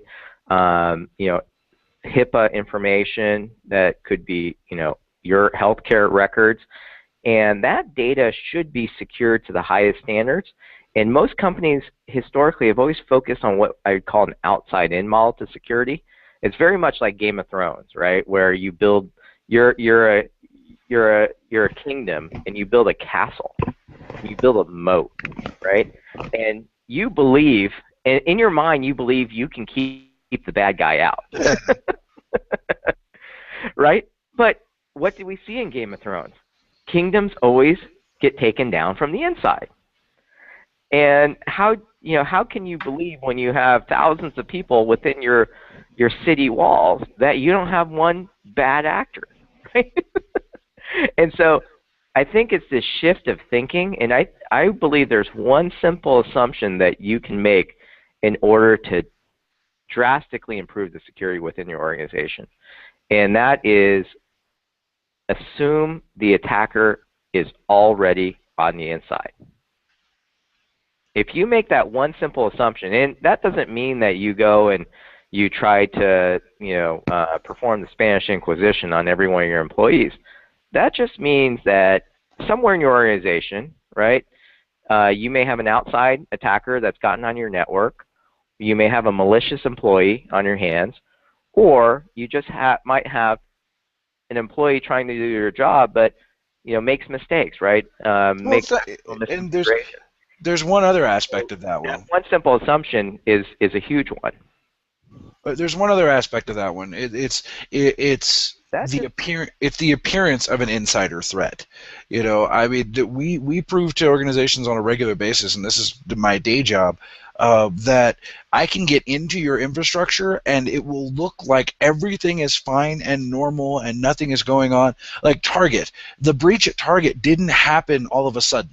You know, that the person had time to get onto that network, identify where they wanted to be. If it was a targeted attack, get it, targeted attack, then then they went after the HVAC company to find the least point of resistance. They got the highest yield, and they knew exactly what they were going to go after. But they still had to spend time finding the right mechanisms, finding the right places to infiltrate, so on and so forth. So that traffic moving around inside the network looked normal because they didn't overstep their bounds. They've become very stealthy about it. And the days have long since passed where an attacker gets in, gets malicious, defaces, steals, and disappears all in one night. You know, the way the movie Hackers portrayed it all. It doesn't work that way anymore. Yep. Now hackers want to get in and they want to sit there as long as possible, and they wait and they wait and they wait, and companies are still steadily, they're watching the moat. They're watching the gate. They're thinking, you know, the gate is closed, the bridge is drawn, the moat is on fire. Nobody can get in here, except for the people that have already been here for the longest period of time. It sounds like Exactly. it's almost like a mole operation. You know, we'll infiltrate and be there for like years, and then of course, but then when the time for when the people or the government that they work for, they need them to activate, they'll activate the mole, and normally there's every day people, and yet when they're activated, they're actually undercover.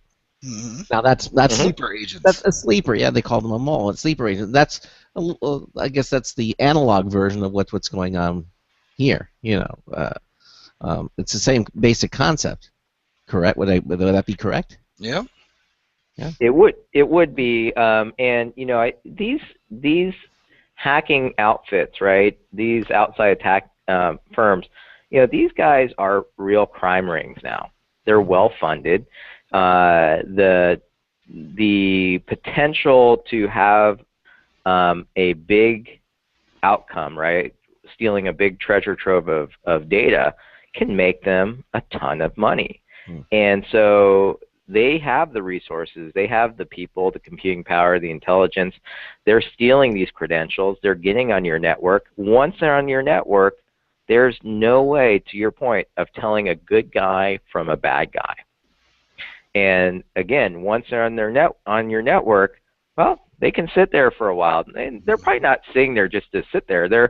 They're interrogating all of your different IP addresses to figure out all the systems that you have. They're figuring out where the good data is. They're figuring out what applications that data is being stored on. They're writing custom malware, like in the case of Target, to steal that data as it's going through the POS system. They're siphoning off that data in small streams that aren't being seen by the network scanning systems, right? So once you're on the network, you've got pretty much all the time on your hands to plan out your attack and steal as much of the gold as you can. And another case was Adobe had all of the source code stolen for all of its major products. Yeah.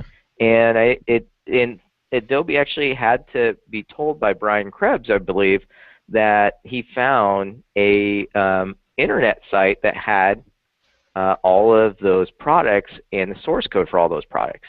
So the other thing that happens is because you can't tell a good guy from a bad guy, so you're not detecting these bad acts, right? These breaches. Your time frame for detection, right, and then second, your time frame to figure out exactly what happened in terms of forensics takes forever. Right? These companies are being told that they've been breached because customers are reporting it. They aren't detecting it themselves. And then once they're told they are breached, it's taking them 3 months to figure out exactly how. So, that's the other side of it is, and we're seeing it, right? We're also seeing in the data, the Verizon breach report that just came out is showing that attacks are getting faster, and the time to detect breaches is getting slower. So if that gap keeps widening, these attacks will keep getting bigger and worse and happen more and more. Well, Adobe, that's the lifeblood of Adobe. The software is a software company, is their source code, and that's proprietary. And so when that gets stolen, you can't undo. I mean, it's out there. It's out there. What do they do about it? I mean, even if they come up with the next version, the point is maybe this is one of the reasons why Adobe wants to run their software in the cloud itself.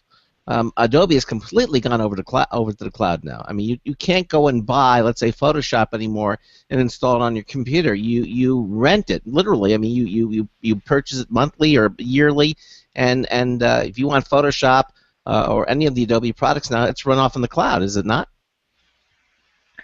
Yeah, I mean, there are a lot of their more heavyweight products that they're putting in the cloud. Photoshop's a great example, but there's a lot of stuff that you and I use every day, like Acrobat. Okay, but that's free. Well, the reader is free. The reader is free, but yeah, unless you want to if you want to actually produce a document. Yeah, produce or even another technology, Flash. Okay, yeah. Well, Flash. Right. Yeah. It underpins a lot of graphical and video websites. Mm-hmm. That's true. Of course, Steve Jobs never believed in it, right? But hated it. Yeah, exactly. Flash and Java. But two of the ones. So when that attack happened, everybody was worried about zero-day attacks because now you got source code, so people can figure out compromises to that system a lot easier. So there's two sides of it, right? One is it is the intellectual property of the company, so therefore that lifeblood, right? All the development time, all those secrets and IP, all of that's now exposed. Somebody can come out with a copycat much easier. Mm-hmm. But you can also use it to figure out how to best compromise those systems and gain access to somebody's machine, right?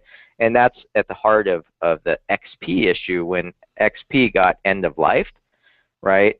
The issue is that you still have a ton of XP out there. I think it's the second most popular Windows operating system. Mm-hmm. And on top, you've got lots of patches that are coming out for Windows 7, Windows 8. They're all built on a lot of the same basic sort of kernel technology. So if a patch comes out for Windows 7, that will expose a vulnerability in XP. Right? Exactly. I still use 98 SE. Yeah. Music means we are at the bottom of the hour, Eric, and we're going to take a break, and then we'll come back. You listen to the Computer America Show on the Boost Radio Network, on the Blog Talk Radio Network, and on the IRN Radio Network. Eric Chu, our guest for this hour, president and founder of HyTrust.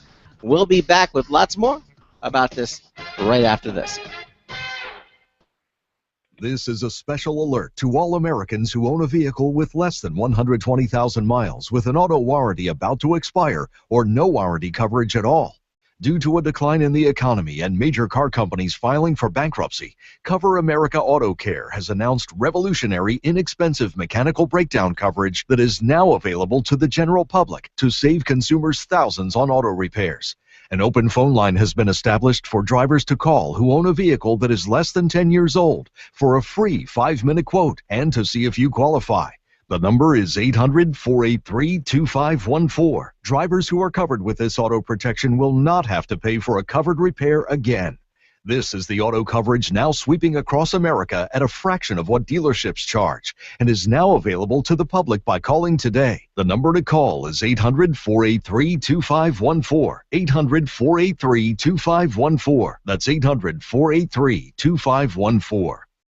Don't complain about your cable bill going up and up and up. Do something about it. Grab a pencil and jot down this special number. 1-866-663-MyTV. The more cable TV rates go up, the better digital satellite TV looks. So, disable the cable and get more of your favorite channels in 100% digital quality for less money. Call 1-866-663-MyTV right now to sign up for packages starting as low as $19.99 and up to 4 rooms. And there's no equipment to buy. That includes your free HD TV upgrade, your free DVR upgrade, and your free professional installation. And the best part, the pristine digital picture and sound. Call 1-866-663-MyTV. So, what are you waiting for? Pull out your major credit or debit card. Call 1-866-663-MyTV. 1-866-663-MyTV. Disable the cable, cut costs, and get more. Call 1-866-663-MyTV. 1-866-663-MyTV.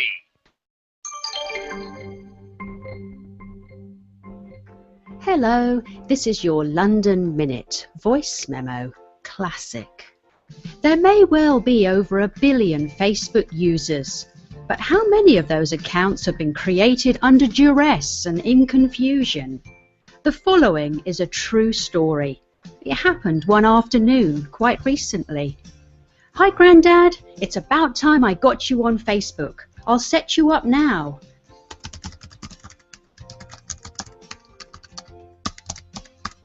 All done. I've got to go, Grandad. I'll tag you in some photos later. We'll keep in touch this way.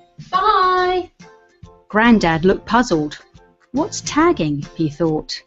He looked at his new Facebook page and found goofy and embarrassing things his granddaughter was posting. He wanted to cover his eyes. To make it worse, privacy settings weren't considered, and Facebook notification emails began to pile up in his inbox. What happened that afternoon were the actions of a well-meaning, sweet granddaughter, but it was the worst introduction to Facebook that I could imagine. If you like the sound of the London Minute Voice Memo and want your company to sponsor my audio column, contact me at my website, loveyourcomputer.co.uk, or I'm on Twitter, @ComputerTweety. This is Patricia Reichel for Computer America. Thank you for that, Patricia. The classic London Minute voice memo. Did you know it's one of those things that Facebook is still this evil entity that I won't play with. Yeah, I know. You know, everybody keeps telling me you need to get on Facebook. That's where it's all happening. Yeah. Like, yeah. No. Yeah. I'll tell you what though. If we get enough Computer America listeners to send an email in to live@computeramerica.com saying, Charles, get on Facebook, Charles will get a Facebook page. All right. Well, there it is. The That's the challenge. There's a challenge. You got it. What is it? There's got to be 100,000 likes for me to get a Facebook page. There you go. Okay. All right. If you guys want to call your vote in and you want to get in on the conversation, give us a call, 347-884-8881. That number again, 347-884-8881. We'll get you on and get you through. You can either do that, you can join us in our live interactive add-on chat room over at computeramerica.com. I'm there, Craig's there, the whole gang is there hanging out in the Computer America chat room. We are having fun talking about cloud security and cloud mechanisms, and everything's the cloud now. Actually, I wonder, did Charmin get upset when people started saying it was the cloud? Like, because Charmin, didn't they own like the cloud reference for the longest period of time? You see, but it's a different thing. You can't copyright or a generic word. Right, paper. Paper man.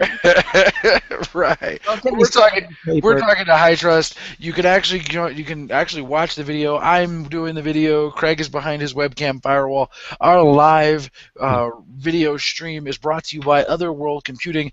Great stuff from great people for the Mac enthusiast who wants to do it themselves. Upgrade. Check them out. MacSales.com. You won't be disappointed. Buy the RAM and the SSD hard drives. Paper. Smell it. Paper. Oh man. Anyway, we are talking to Eric Chu, president founder of HyTrust, and we kind of talked about what HyTrust does, and some of the issues with cloud computing, and also some of the things and problems that are going on with it. So where do people go for help if they with something like this or anything like this, really, Eric? Yeah, I mean, we're regularly helping lots of companies with ensuring that they do have the right security controls in order to move faster to the cloud. So a lot of times what we see, when a company comes to us is kind of one of two or three things, right? One is that a lot of times they're using private clouds, right, for the most part. Some people still use the the more classic term virtualized data center. But they have been using it for primarily test and development and kind of less important applications, right? Things like file print and QA, etc. But at the point where they start, touching the mission critical stuff, right? The tier 1 applications, things like order processing systems, right? Things like credit card databases and point of sale systems, etc. Things that can't go down, things that need to be secure, things that have audit and compliance requirements, right? That's usually when they get told they can't move forward until they address the security and compliance requirements that those systems are subject to.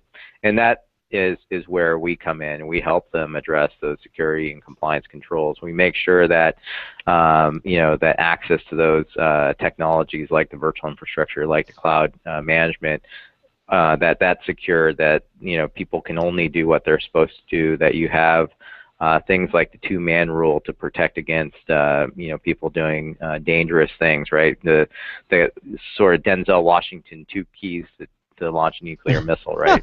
Yeah. And we give them the visibility, right, to help pass audits and troubleshoot better and automate the security hardening of their environment. But we also help them encrypt data too. So we provide encryption and key management that not only works in the private cloud, but the public cloud. And encryption is becoming one of the basic elements of security, right? So when we think about the world, we think about security really from three aspects. One is that you have to secure access, right, to those critical systems and data. And as part of that securing access, you want to make sure that only the right people can access the environment, and you want to put the right policies in place, like the two-man rule, so people can't copy or delete virtual machines if they aren't supposed to be able to. Mm-hmm. Second is you want to monitor, right? You want to provide role-based monitoring so that you can monitor what people are doing and compare against what they should be doing. Mm-hmm. And that way you can kind of reduce the threat window if something bad's happening. And again, something bad that's happening may not be an external breach. It could be some well-meaning person who misconfigures an environment, except now these systems are so concentrated that can affect hundreds or thousands of VMs, right, rather than just one. And then the third thing is encrypt the data. Encrypt your virtual machines, encrypt your public cloud instances, so even if somebody got past those two safeguards and walked away with a big suitcase full of your data, that's ultimately it's useless, right? It's like those movies where somebody thinks that they just robbed $1 million and they walk away and it's a big suitcase of confetti. And that's those are the three things we believe are required with that sort of inside-out approach to security. If you assume the bad guy's already on your network, well, you got to do those three things. You got to secure access to those critical systems and data. Mm-hmm. You've got to monitor, right, what people are doing and access from the inside. Mm-hmm. And you have to encrypt your data and make sure that nobody can use your data, even if they got a hold of it and stole it. Well, all good points, all good things, and you help people to do that. Charles, I'm not sure exactly where to go at this point. I know that we talked about the cloud and some of the benefits and things to protect yourself, and where they can go for help. Any other thoughts you want to? Well, I just want to make sure I understand HyTrust's role in the cloud infrastructure. You guys aren't a cloud service provider. You're providing security mechanisms for cloud infrastructures?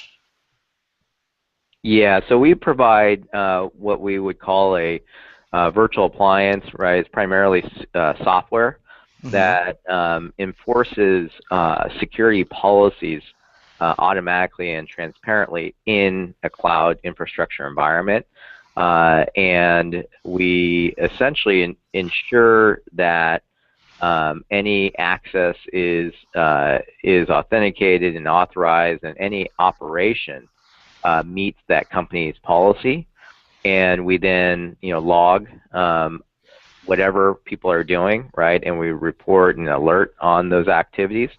And we also encrypt data so that not only are we ensuring that people who can gain access to your systems are doing the right things, but that your data that is being run and stored in those environments is ultimately secured as well. And that's not only that's an issue that is very much talked about today in public cloud, where if you're going to put any sort of important data in a cloud service provider, at a minimum, every CISO that I talk to says that data's got to be encrypted, right? Because there are multiple reasons for it. One is now that data is outside of your control, right? So that cloud service provider technically can access that data. If that cloud service provider ever got a government issued warrant to gain access to that data, they could give that government entity, right, access to the data without you even knowing. The cloud service provider typically replicates your data. And most players like Amazon and Google, etc., they replicate 4 or 5, sometimes maybe 10 times across the world, right? Different data centers. And so there's not just one copy of your data. there could be, many copies of your data. And at some point, you may want to leave that cloud service provider, right? You may want to decommission that project. Well, what happens to your data? Does anybody go back and erase it? I don't think so, right? And what happens if that cloud service provider goes out of business and puts all their hard drives on eBay? Well, yeah, some smart person can go and buy all that used equipment and go mining for data, right? It's the old dumpster diving, except maybe in a more legitimate and easier way, right? So we provide all those functions as software, security software, that enables cloud infrastructure and virtualization to essentially be enterprise grade, and ultimately that's used to protect data, right? Protect customer data, protect IP, right? Protect healthcare information, etc. Okay. Well, I mean, so talk to me about your virtual appliance. Who does it? How is it? How does it actually do its compliance checks? I mean, say I am in a company that's implementing your appliance, your virtual appliance here. Does my data go to your appliance and then go through all of its appropriate checks and get encrypted if it's not, and get set up and get processed appropriately, and then sent off to my cloud provider, or how does it work? I mean, how does it make it? How does it ensure that it's actually the way it's supposed to be? Yeah, so it's a very interesting approach that we took from the beginning, right? Our roots very much were around virtualization and private cloud. So we viewed at the time, right? This was back in 2008.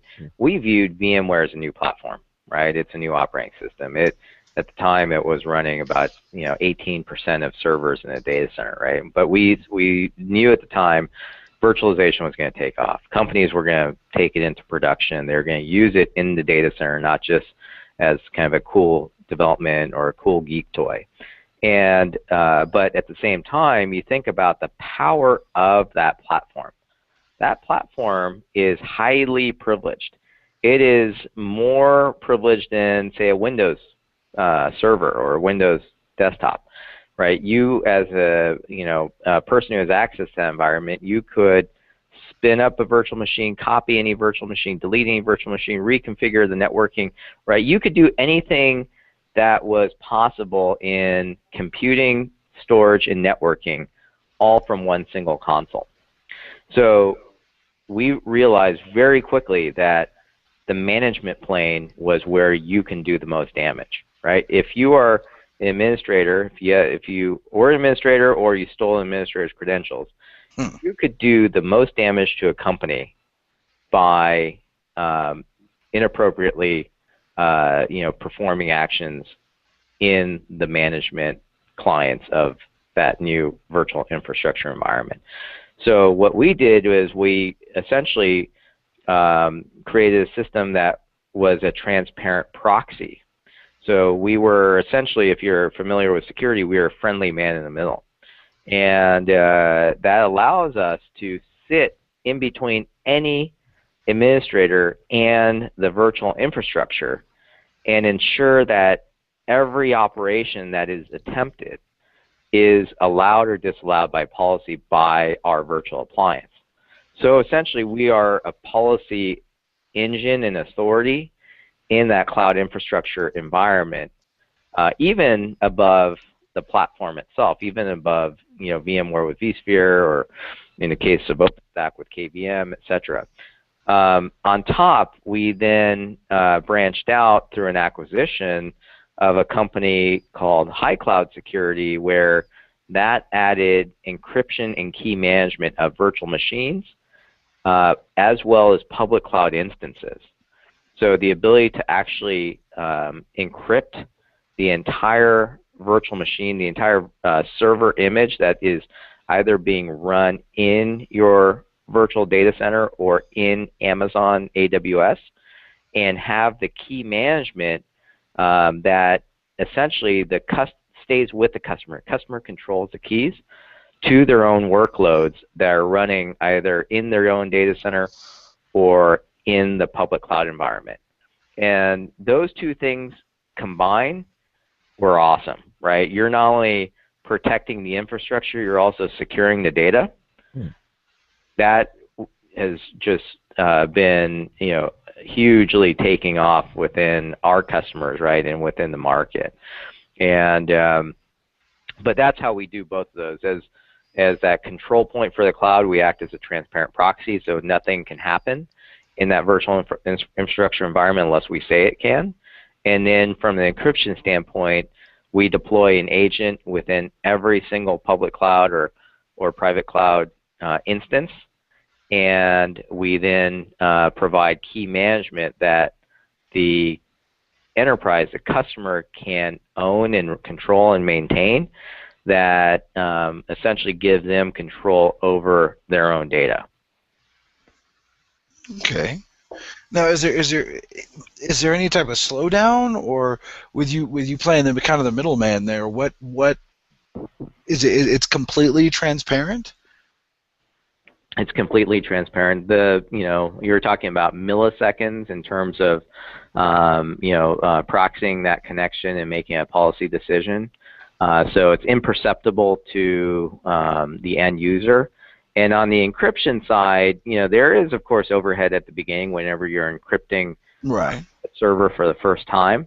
But the ongoing encryption is also negligible as well. And that's also where our partnership with Intel comes in, because not only are we able to ensure root of trust over the hardware itself, but we also leverage encryption acceleration that's built into all of their modern chips. And that is kind of like a math coprocessor, if you remember those. And so it offloads the encryption calculations on hardware. So that doesn't slow down software in doing that. Wow. Okay. Huh. Well, so how much does this kind of a solution cost? I mean, you've got enterprises who are definitely going to want to be able to have this compliance barrier, and I know audit firms all over the planet are going to look at you and be like, "That's phenomenal. You're still ensuring data in transit and data at rest is still meeting your SLA, your compliance requirements."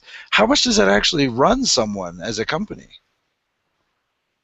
It's actually, we do not get a lot of objections on our pricing, and I think it's probably because we very much focus our pricing to be a percentage of the platform we protect. So maybe somewhere around 20 to 25% of what a company would pay for their VMware environment is what they would pay for HyTrust, right? Which is very similar to how people think about antivirus, right? You buy Windows and you pay another 20% so that you have Windows protection. So we're viewed very positively from a pricing standpoint from that respect. And then on the encryption side, we price per public cloud instance per year, and a lot of companies like that operational cost of the software and not having to have a lot of upfront fees, and essentially a pay-as-you-go model. So the days of charging millions of dollars for some framework product that you'd also have to charge 2 or 3 times that for professional services, I think those are gone. Most of our customers are able to purchase the software. They're able to get it up and running, maybe within less than a week, usually in a matter of a day or two, and realize value right away. And the cost is much cheaper as compared to traditional compliance tools that people are used to in terms of kind of enterprise grade security and compliance technologies. Well, okay, listen now. If people want more information about HyTrust or on the service that you do, all they have to do is go to our website at computeramerica.com, go to our show notes page. It's right there under the archives pull-down menu, and you'll see today's show, which is May the 8th, and you'll see HyTrust, and HyTrust actually has a link, so just click on it and it'll take you there, and you can check it out for yourself. For those of you who are listening to the show later on, archiving it, and you want to see more information about HyTrust, you can go there. I want to thank you for being with us tonight. Very interesting topic and very interesting subject, Eric, and thank you for being with us here on Computer America tonight. Great. Hey, thank you for having us, Craig, and great to meet both of you, Craig and Charles. And yeah, it's definitely a hot topic, and security is top of mind. Everyone with everyone and everywhere. Yes. With consumers, with companies, and cloud is definitely where companies and consumers are going. So absolutely, those two topics combined are very very big. That's one reason we had John tonight. Exactly. Well, again, Eric, thank you so much for being with us here. You have a good evening, and best of luck to you. Okay. You too. Thanks a lot. Take care. Bye-bye. All right. You too. Bye-bye. All right, and there he goes. Okay, so again, Eric Chu, president and founder of HyTrust, and you can check it out for yourself at computeramerica.com. So, are you a big cloud fan? I'm not a huge cloud fan. I'm trying to think of anything that I use in the cloud right now.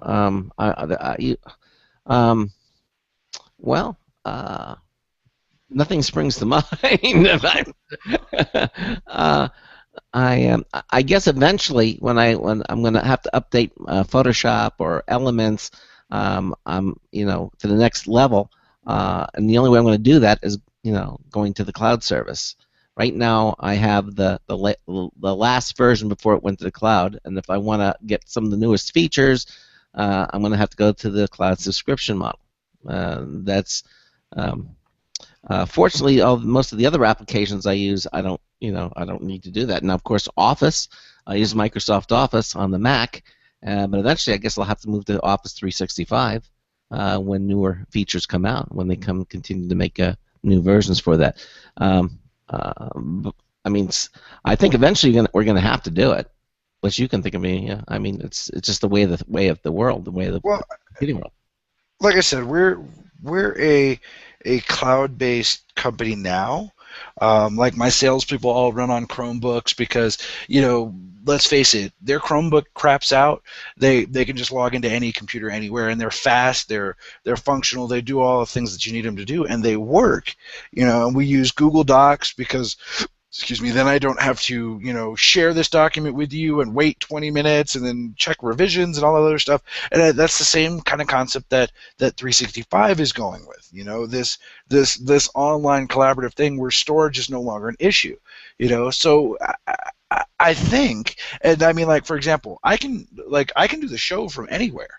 Yeah. Like, as long as I have an internet connection, I can now do it from anywhere. The days of needing a studio and having to be in the same place every single night to do the show, those are long gone. In a pinch, I can do it from a bus stop on 4G.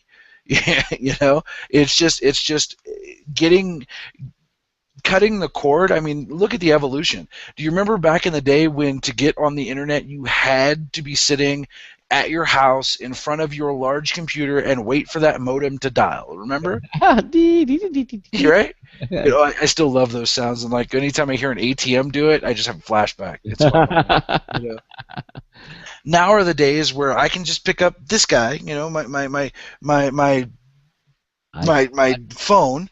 And I forget who it was, but somebody asked me at one point, "Do you have internet with you?" Of course I do. I rewind back to the technologies of yesterday, and I think, dear God, there was so much. How did we get? How did we get by? And what's tomorrow going to look like? Yeah. Right, then, later on we'll look back and we'll say, how did we get by back then? It's just I think it's just the way things work.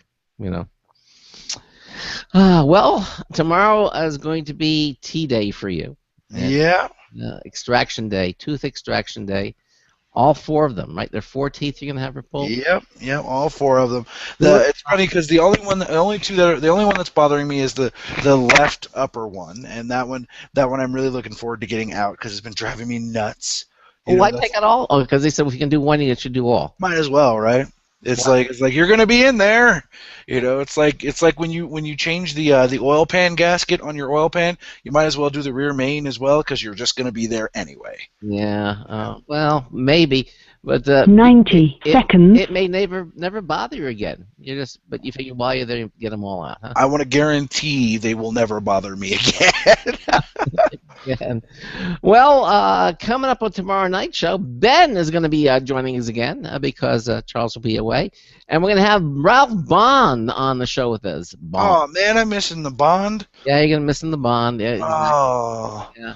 And we're going to be talking about... I will have Dee call in for the show and give you your harassment from me.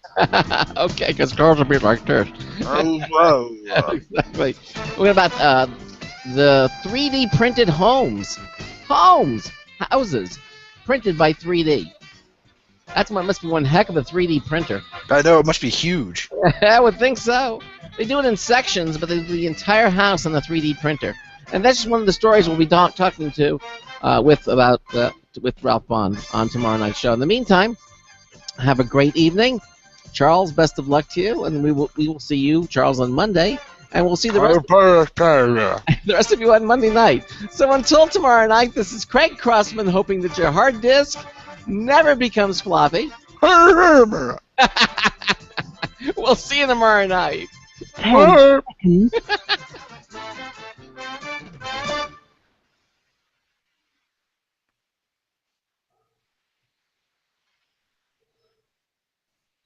Thank you for using Blog Talk Radio. Goodbye.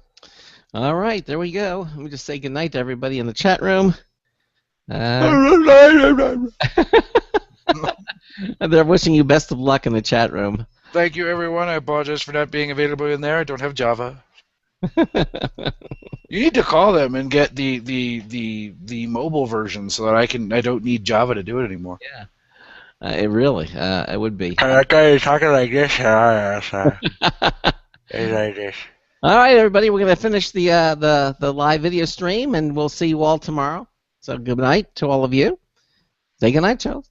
Good night, Charles.